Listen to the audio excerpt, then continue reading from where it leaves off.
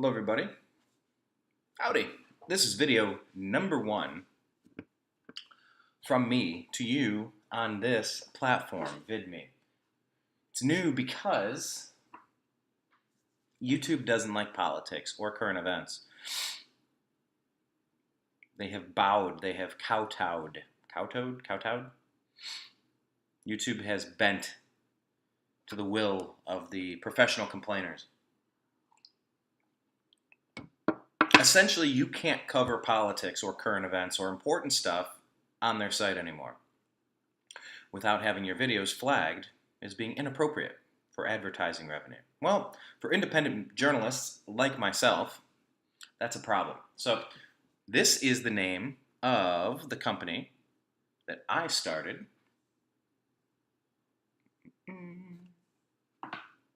six and a half years ago.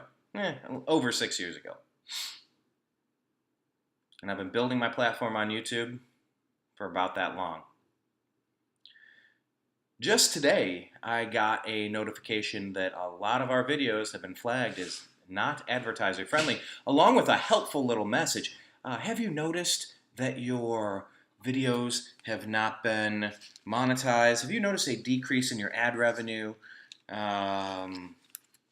We found that these videos objectionable, or whatever the hell the thing said. Here, let me show you this. Well, no, this is an intro video. I'll get to this in a second. A couple interesting stories going on today. The fun part is that there's always interesting stories going on. I want to show you what YouTube sent me, at least part of it. So yeah, here you go. Oh, I don't know if you can see this. Request review.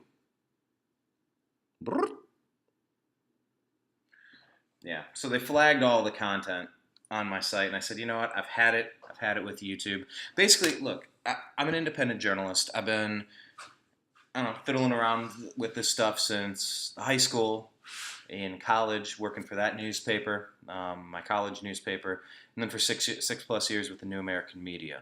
I'm covering stuff that I don't think are getting, stories that I don't think are getting enough attention. I am calling out the BS, the fake news, once it's identified. I am fighting ridiculous narratives as I see them.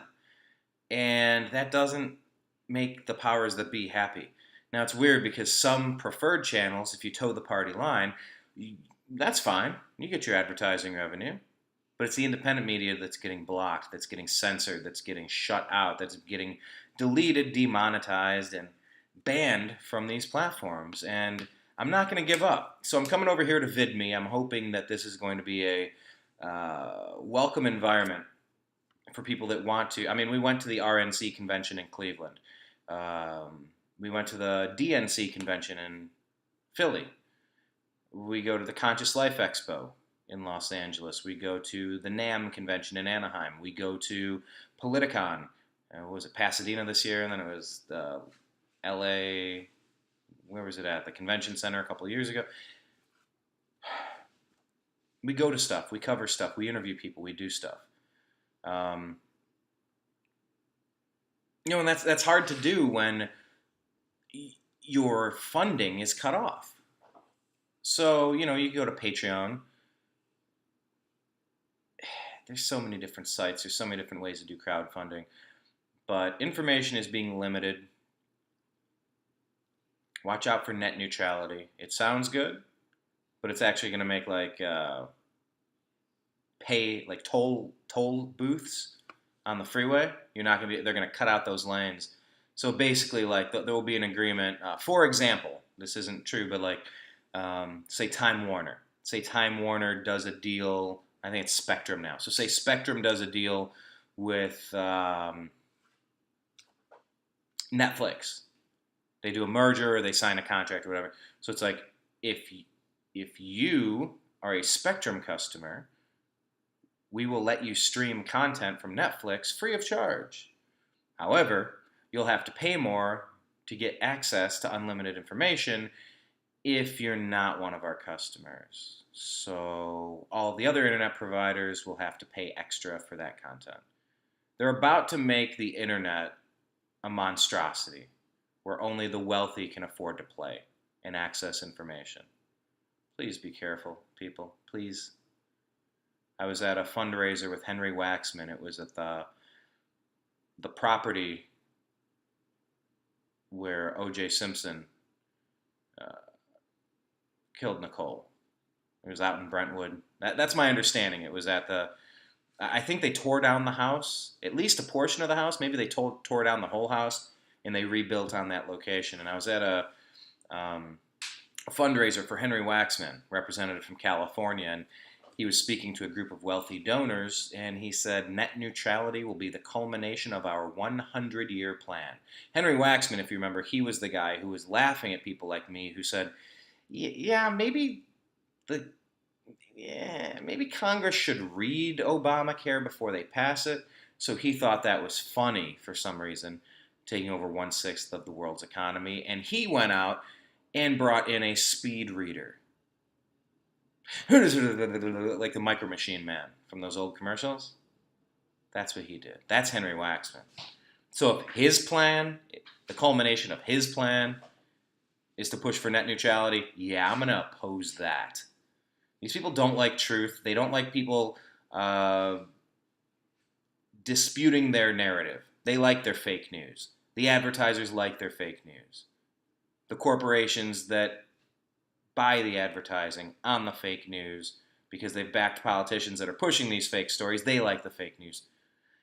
They don't like independent media. So, here I am, episode 1. I do sports shows too. The Unhappy Hour. So, I'm going to upload a couple of quick videos. We're going to try to keep these quick.